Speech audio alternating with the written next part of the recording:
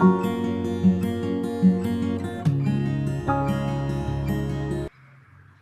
Morning प्यारे बच्चों। Hope कि आप लोगों की पढ़ाई अच्छे से चल रही होगी। आप अपना होमवर्क साथ साथ अपडेट कर रहे होंगे, रिटन भी और लर्निंग का भी। कुछ बच्चे तो रेगुलरली होमवर्क अपना दिखा भी रहे हैं, कुछ बच्चे काम नहीं दिखा रहे हैं, तो सभी बच्चे अपना काम दिखाया करो। बच्चों, आज हम करेंगे अनसीन पैसेजेस फॉर कॉम्प्रिहेंशन। आपके एग्जाम में दो तरह के पैसेजेस आते हैं कॉम्प्रिहेंशन के लिए।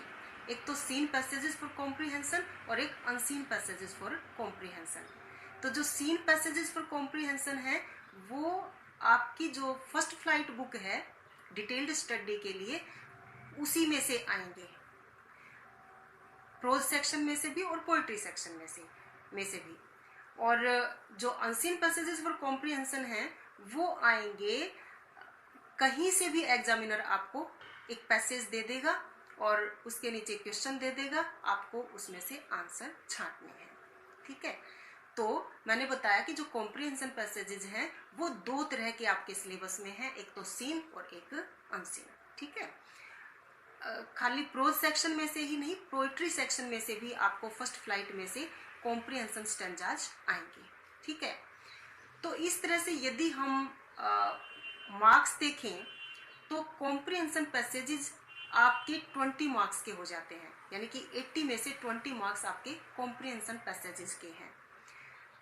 2 सीन पैसेजेस करने आएंगे, 3 दिए होंगे, उसमें से कोई 2 करने होंगे, और एक अनसीन पैसेज करना आएगा, 2 दिए होंगे, उसमें से कोई 1 करना होगा, और 2 स्टैंजास दिए होंगे कॉम्प्रिहेंशन के लिए, उसमें से आपको कोई 1 करना होगा।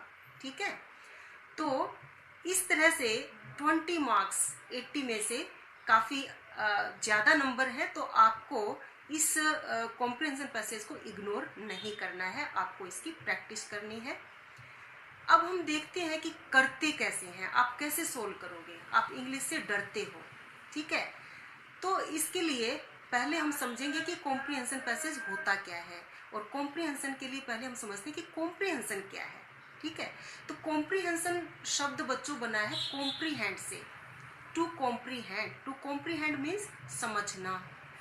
तो जब कोई कॉम्प्रिहेंशन पैसेज आपको दिया जाता है, इसका मतलब एग्जामिनर देखना चाहता है कि आपको ये पैसेज कितना समझ में आया, और इस बात को जानने के लिए वो आपको कुछ क्वेश्चन देते हैं उस पैसेज में से, और उस पैसेज में से आपको आंसर छांटने हैं।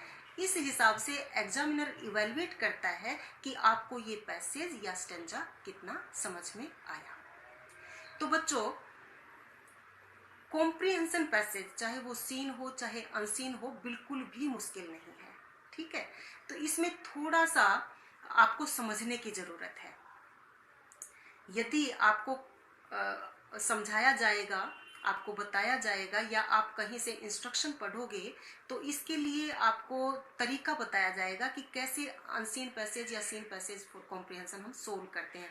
आज हम केवल particularly unseen passages for comprehension लेके चलेंगे। ठीक है, तो आपको बताया जाएगा कि सबसे पहले आप पैसेज को पढ़ो, थोरोली ध्यान से पढ़ो। यदि एक बार पढ़ने से समझ में ना आया तो एक रीडिंग और ले लो।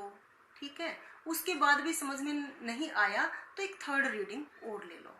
उसके बाद आप क्वेश्चंस पढ़ो, फिर पैसेज में जाओ और फिर क्वेश्चंस के आंसर छांटो। अब यदि इस तरह से आप करते हैं तो इस प्रोसेस में आपको 1 घंटे से कम नहीं लगने वाला।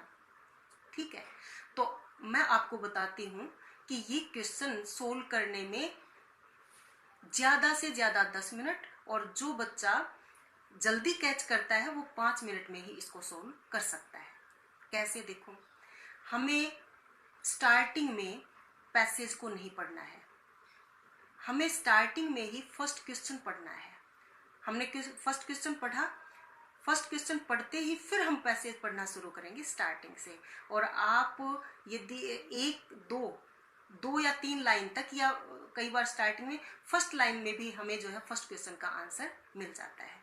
ठीक है, उसके बाद आंसर मिलते ही हमने क्वेश्चन नंबर डाला और उसका आंसर लिख दिया, हो गया एक क्वेश्चन अटेम्प्ट। ठीक है, अब हम सेकंड क्वेश्चन पढ़ेंगे। अब जितना पैसेज हमने पढ़ा था, यदि उस पैसेज में ही उसका आंसर है तो ठीक है, नहीं तो आगे से और पढ़ लेंगे। और अगली 3-4 लाइंस जब चलती हैं तो हमें उसका आंसर मिल जाता है, तो हम उसका आंसर लिख देंगे। ठीक है, तो इस तरह से हमें सोल्व करना है। अब क्वेश्चन किस तरह के आते हैं वो मैं आपको बताती हूँ।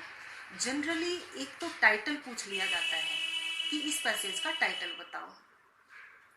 एक कोई वर्ड दे दिया और आपको उसका सिनोनिम पूछा जाता है या उसका एंटोनिम पूछा जाता है। सिनोनिम समानार्थक, एंटोनिम विपरीतार्थक। तो इस तरह की, या कोई जैसे फ्रेज दे दी, ठीक है, तो इस तरह के क्वेश्चंस आते हैं। कुछ क्वेश्चंस जनरली जो है वैसे ही पैसेज में से पूछे जाते हैं। तो इसके लिए मेरे पास अभी रिसेंट में जो एग्जाम हुए थे 10th के, उसी का मेरे पास एक क्वेश्चन पेपर पड़ा है और इसमें जो अनसीन पैसेज आया है हम इसको सोल्व करेंगे कल। मैंने जो आपको पॉइंट्स बताए हैं आप उनको ध्यान रखना और एक आध पैसेजेस घर पे ही प्रैक्टिस करके देखना। कल मैं इसको समझाऊंगी। Okay, thank you.